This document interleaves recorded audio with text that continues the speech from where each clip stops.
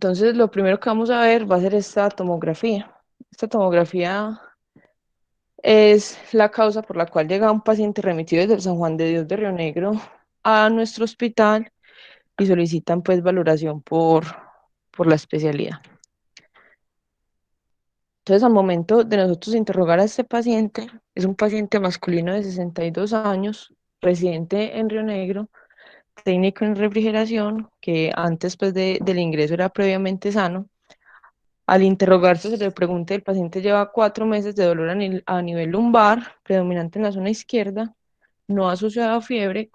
tampoco presentaba claudicación, radiculopatía u otros signos o síntomas pues como constitucionales.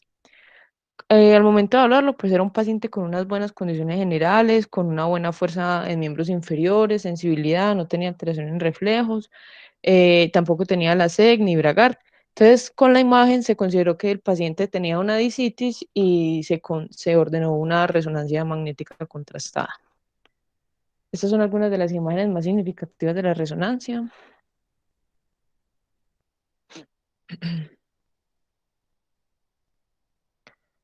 Entonces, con estas imágenes se definió pues que el paciente tenía una espondilodicitis T10-T11.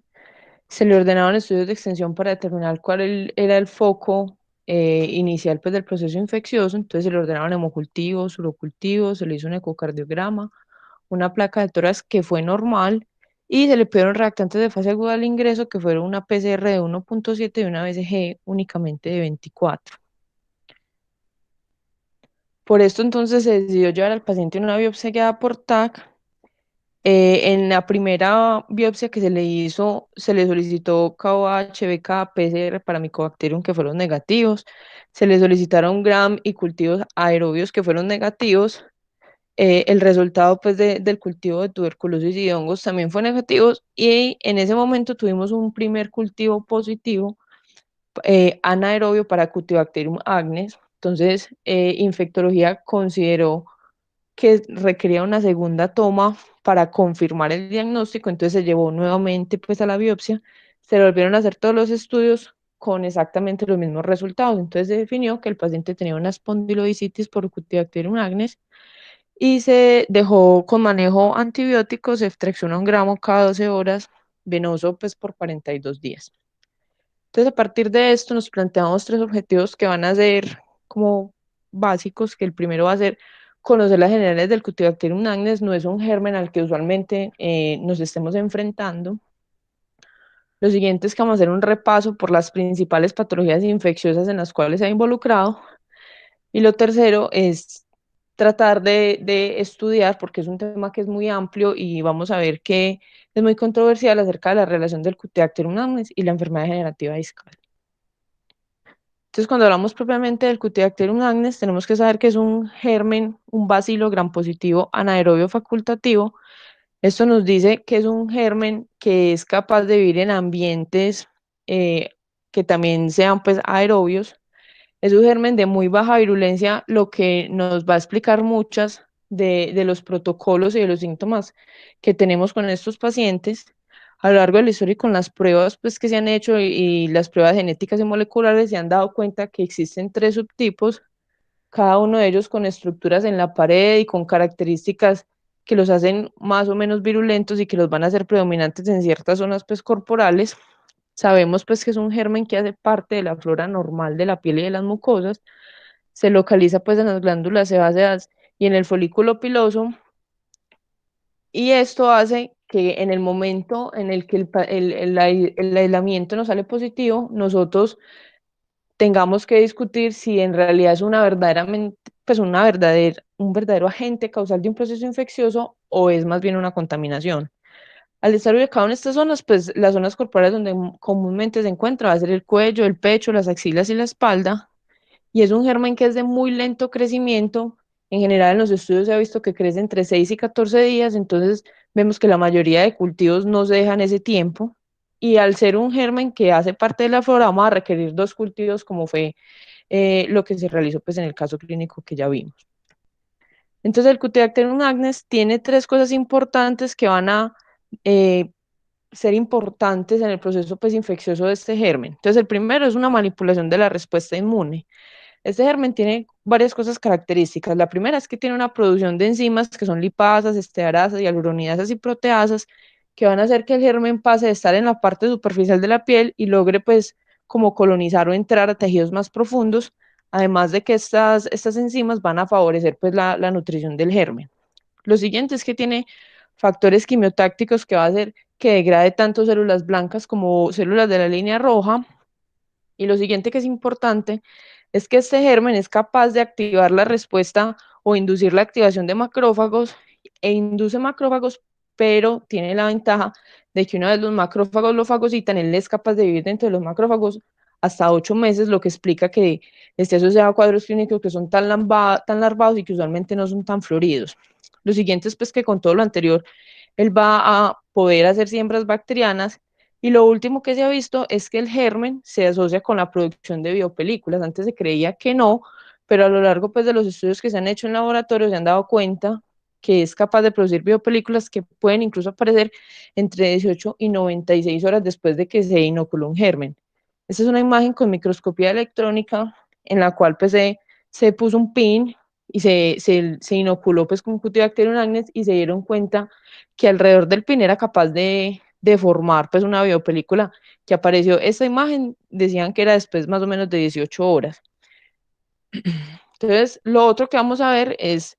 que inicialmente se creía que el Cutibacterium acnes era un germen que únicamente se asociaba con infecciones en la piel,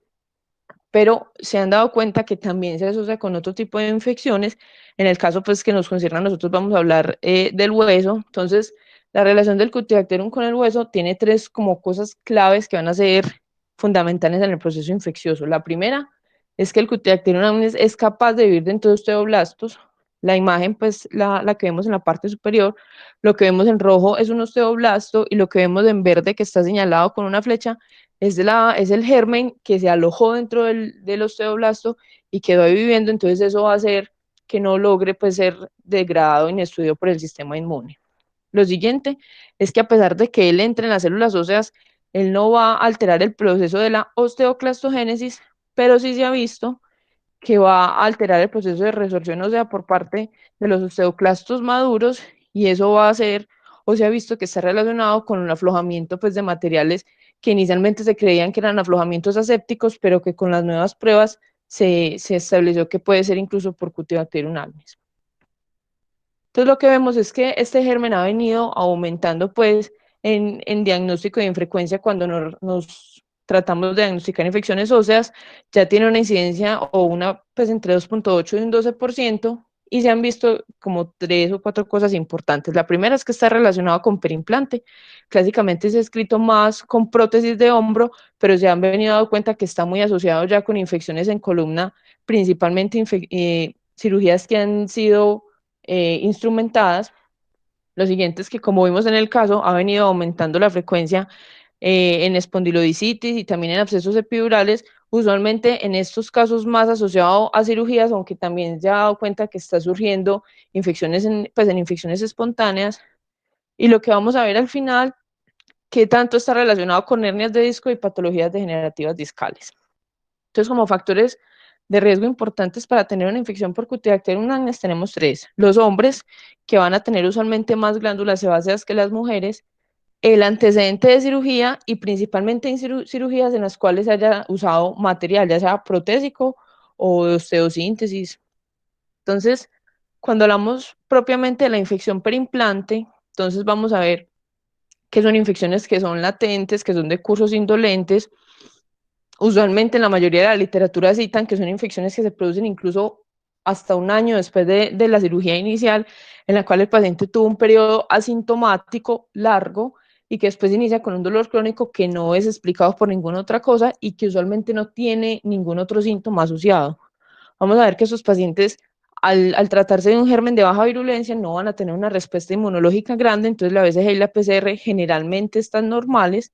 En la radiografía se puede ver osteolisis o cambios pues, con aflojamiento. Este es el más importante, hasta un 73% de los pacientes lo presenta. Y en el momento del tratamiento, así pues a grandes rasgos, lo que en la literatura se ha visto es que lo importante es pues obviamente llevar al paciente a tomarle cultivos, idealmente retirarle el material, confirmar que ese es el germen y darle el manejo antibiótico por 6 a 12 semanas con betalactámicos. Sin embargo, en pacientes en los cuales la cirugía no sea posible, hay varios estudios en los cuales ellos han usado la rifampicina como un manejo más paliativo que curativo para tratar de controlar esa biopelícula y que el uso pues, de beta-lactámicos en conjunto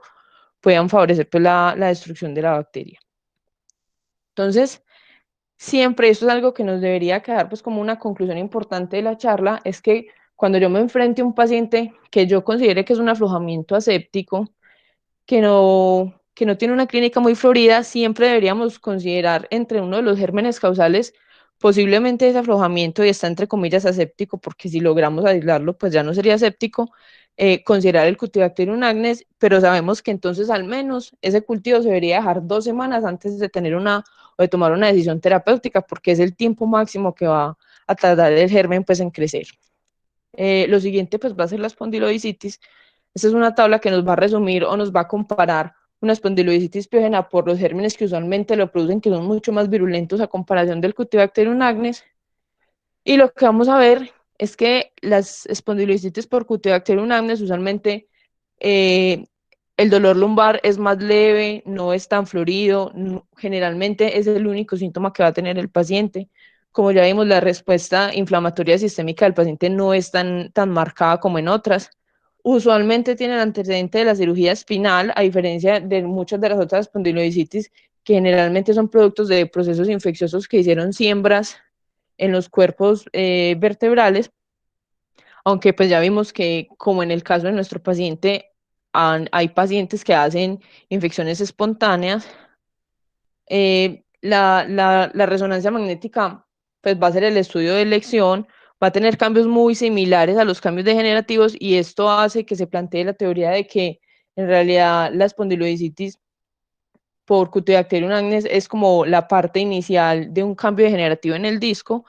Vamos a requerir cultivos igual que en una espondilodicitis piógena, pero en este caso vamos a requerir 2 cultivos para descartar que en realidad sí es el agente causal y no es simplemente un proceso de contaminación pues, de la muestra. Lo siguiente es que la mayoría de estos pacientes van a requerir el manejo no quirúrgico con betalactámicos 6 semanas y van a haber casos puntuales que van a requerir manejo quirúrgico que van a ser los mismos pues, de una espondilodicitis piógena por un germen más virulento. Y ya propiamente hablando pues de la enfermedad degenerativa discal, entonces todos pues ya sabemos pues que es una enfermedad que es multicausal, no está pues muy establecido, hay teorías que son mecánicas, otras teorías que son inflamatorias propiamente, pero no se había planteado que fuese infeccioso. También se tiene la teoría de que es un proceso pues que es hereditario en muchos pacientes, que muchas veces la única manifestación es un dolor crónico que el paciente viene presentando desde hace mucho tiempo y que el diagnóstico generalmente se hace clínico y radiológico, pero hay una clasificación que es la clasificación de Modi, que habla, pues, es una clasificación que es con resonancia, que nos habla como del proceso degenerativo o los hallazgos que se pueden ver a lo largo, pues, de la enfermedad. Entonces tenemos una clasificación MODI tipo 1, que va a hablar de un edema en las placas terminales de los cuerpos vertebrales que están alrededor del disco, pues, que está perdiendo altura, que se está degenerando. El siguiente cambio que sería el MODI tipo 2, que es una infiltración grasa en esas zonas que previamente estaban edematizadas, y ya pues como el estadio final, por así decirlo, que es el tipo 3, que es la esclerosis pues de ese hueso propiamente. Entonces, cuando se vio los cambios en el MODI tipo 1, entonces vemos que en la imagen T1 es una imagen hipointensa y en la imagen T2 es una imagen hiperintensa, que son exactamente los mismos cambios que se ven en una infección por un germen de baja virulencia o en un estadio temprano de un proceso infeccioso. Entonces, se planteó la idea de que estos cambios que veíamos en la resonancia en realidad eran producto de una infección por un germen de baja virulencia que estaba ahí y que producía el cambio degenerativo. Esta teoría se comenzó pues como a plantear desde 1996, pero estos 2 artículos que les traigo citándolo son uno de los artículos más recientes que tienen pues como una buena estructura metodológica, en los cuales ellos lo que hicieron fue que a los pacientes que llevaron a hacerles disectomías por procesos pues degenerativos propiamente o por un antecedente pues de una hernia discal, se llevaron pues a cultivar esos discos y se dieron cuenta en el estudio de la izquierda que hasta 50% de los cultivos eran positivos para P. agnes y 40% de los cultivos en el estudio de la derecha eran positivos. Ellos acá utilizan no solamente pues cultivos, sino que también utilizan pues PCR y unas técnicas de laboratorio mucho más especializadas para tratar de aumentar los positivos en los cultivos y se dieron cuenta que con estos porcentajes tan altos, ellos estaban pues como a favor o decían pues que esa hipótesis de que posiblemente la degeneración discal por Propionibacterium, pues o ya actualmente se llama Scutibacterium agnes, podía estar muy relacionada y a partir de esto se planteó de que estos pacientes, quizás una estrategia terapéutica en ellos era empezar a manejarlos con antibióticos con betalactámicos. Sin embargo,